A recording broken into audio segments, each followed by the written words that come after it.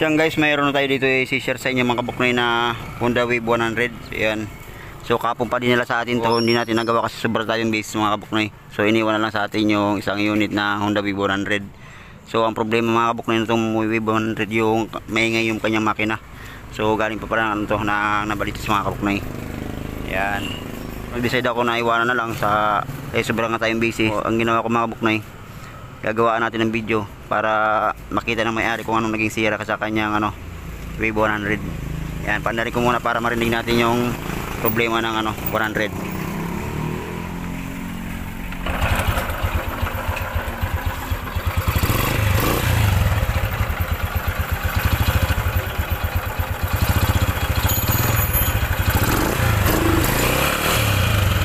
Yun, sobrang ingay talaga yung kanyang buong makina kasi daw talaga na overhaul na para engine refresh. Saka yung sa may bandang magneto mayroon tumatagas dun.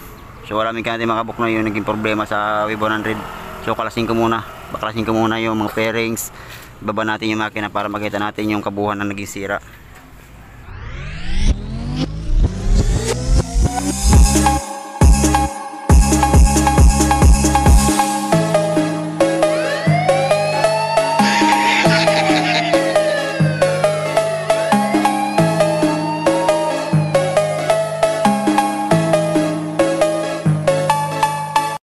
So guys, nabaklasan natin yung makina. Ayan, dun sa kanyang chassis. Ayan yung Wave 100.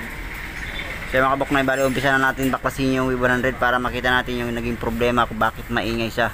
At saka yung mayroon tumatagas na parang yung parang may tubig, no? May tubig ba? Oo, may tubig na, may tubig. Yun. So kalasin ko muna mga kabuknoy yung yung Wave 100 na yung makina.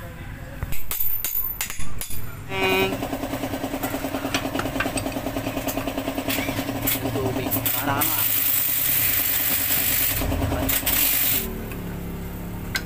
Turing. So yun guys, parang parang kopi ko, brown. What?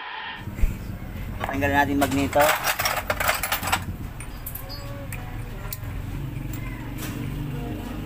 So magpapalit na tayo ng magneto kit.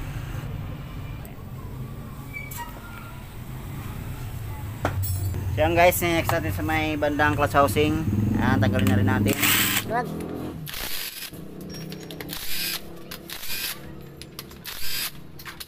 Hindi mo lang.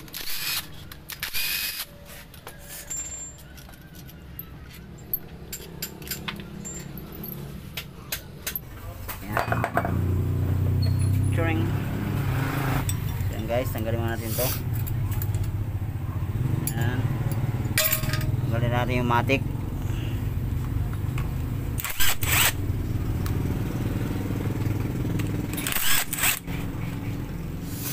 So yan guys, tanggalin na natin sa may bandang clutch housing. Yan.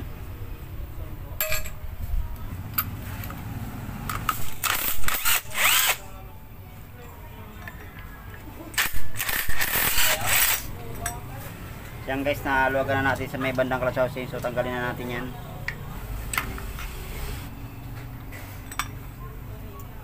So napapansin mo dito mga kabuknoy, yung sa may matic nya sira rin, oh.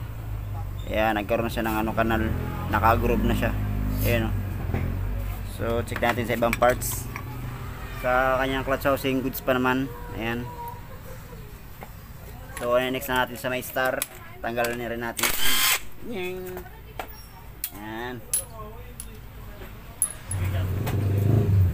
Sa kalooban to.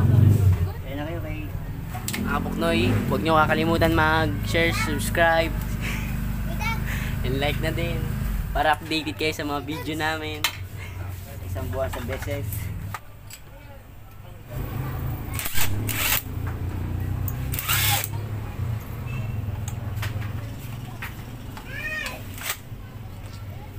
Wala ka rin buti dito. Patay mo na yung naka-search yung bata. Yata na mga sigit na pagkaya.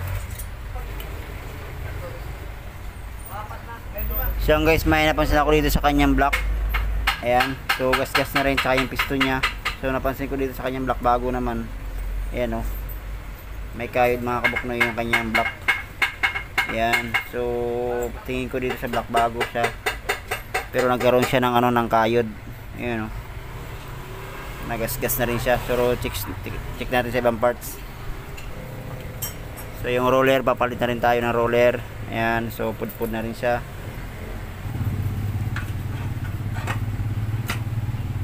Ayan, next natin bandang crankcase center. Kalasin na rin natin yan.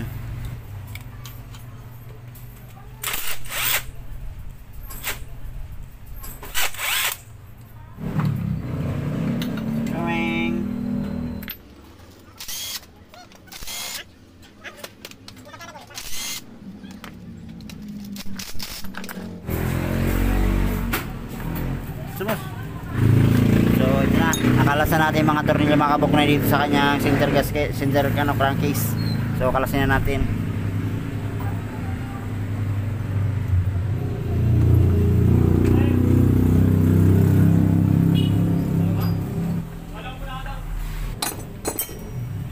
So ayan, ito na yung mga niya, pinaka-center niya. So goods pa naman yung bearing. Ayan. Check natin sa ibang parts. Connecting rod, check na rin natin.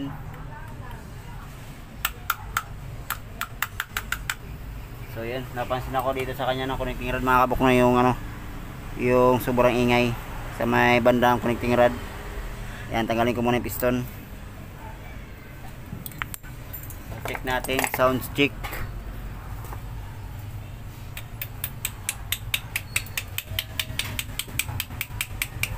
Yun, sobrang ingay na connecting rod na. So magpapalit tayo rito. Connecting rod boss, ayan. Salamat sa tiwala nyo. Ayan, sira na yung connecting rod. At saka side bearing, papalit na rin tayo. At saka yung sabor mo. So magpaparibor na rin tayo. Ayan, ito na yung lakas na ng alas na ng kalog.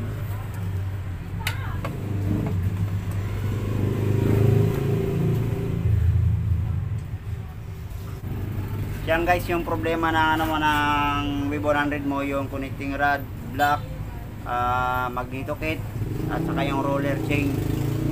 Yun ang yung problema sa kaya sobrang ingay, saka yung tagas niya nanggagaling din sa may magneto kit niya. Yun ang papalitan natin, block, rebore, connecting rod, side bearing, saka roller. Ayan. So ito na yung parts ng ng W100. So ayan guys. So ang connecting rod mo, ayan malakas yung ingay nito. At saka sa bell mo pala. Ito pala yung may problema, yung sa bell. Ayan guys. Kaya nakakaramdam kayong nangabayo siya. Ayan Ayan yung parang tawag ng dragging or nangabayo. Ayan, ito yung sakit niyan. Pneumatic mo boss. At saka connecting rod. Ayan, black. Connecting rod, side bearing, ayan, palitan rin tayo niyan. Depende kung magpapalit ka ng bell, pero ang problema nito yung nangabayo tsaka yung block mo. So magpapalibor na rin tayo, pero napansin ko rito sa kanyang block bago rin to, ayan So ang problema lang, may tama, may gas-gas sa mga kabuknoy. Yun, ito na yung parts. So hugasan na natin yan at para masimbol kung anong decision natin mga kabuknoy sa ibang parts.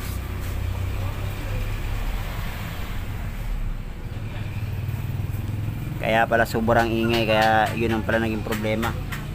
Yun, kasama natin. Yan guys, so naiwan natin yung pinalitan natin connecting rod. Ayan, so bago na yung connecting rod natin. So bumili rin tayong bago na cylinder block.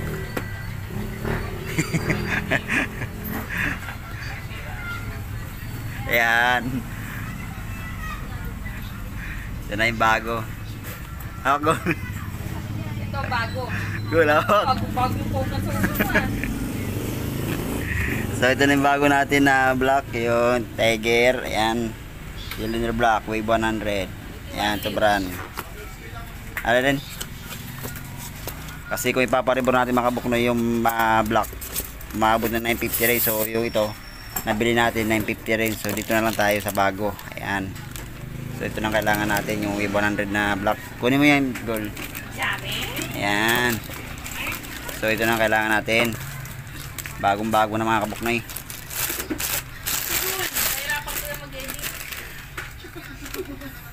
Ako, Gold. Yun o. Yan, bagong-bago na yung cylinder block natin. Hindi na tayo nagparibor. Ayun na o.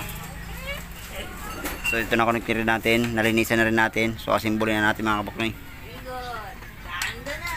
Yun o.